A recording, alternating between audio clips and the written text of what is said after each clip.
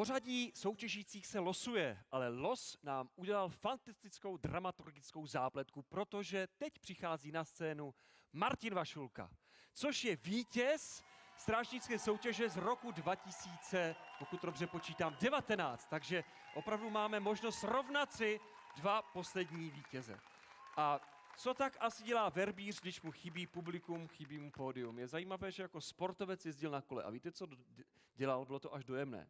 On jezdil s Kyjova sem do Strážnice, do toho opuštěného parku. On si sem sedl na to pódium nebo na bludníku, snědl si svačinu, utřel si slzy a jel zase dom.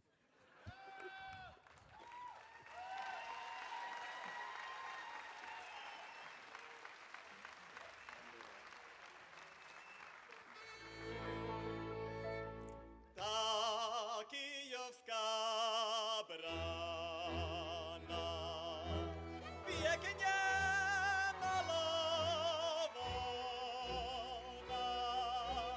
vedouká sen týrce, ej švarného šohaja. Vedouká sen týrce, švarného šohaja. Vojenská tématika, kyjovský verbuník v podání tanečníka. Na kroji vidíte typický trojúhelník stvořený mašlemi a opět s nimi musí počítat, pokud poklekne, krásné propracované cifry.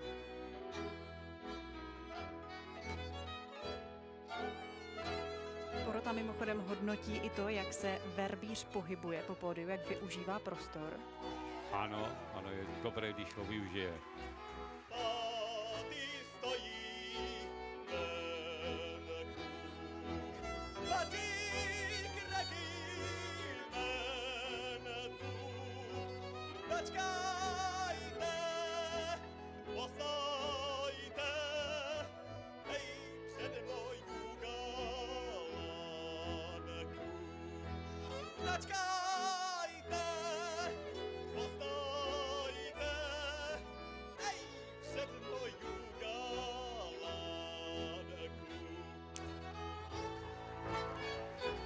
Díváme se na druhého ze dvou, alespoň papírových favoritů a asi nesklamává. Řekl bych, že to je tak.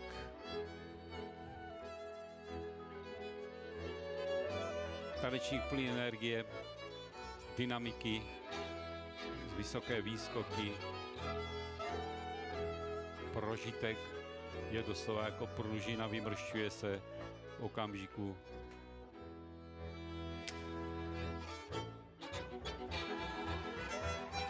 Neuvěřitelně vysoký výskok a napětí až po konečky prstů. Upozornil bych krásné vyšívané cifry doly a náročné předkopávání typické tančící se právě na Kyjovsku. A to je zase drobná cifra, úžasné ve finále samotném a kozáček. Opět náročná cifra do rytmu. Opravdu se mi to povedlo. Velmi technicky náročný verbung od Martina Vašulky, 24letého zástupce Kyjovska.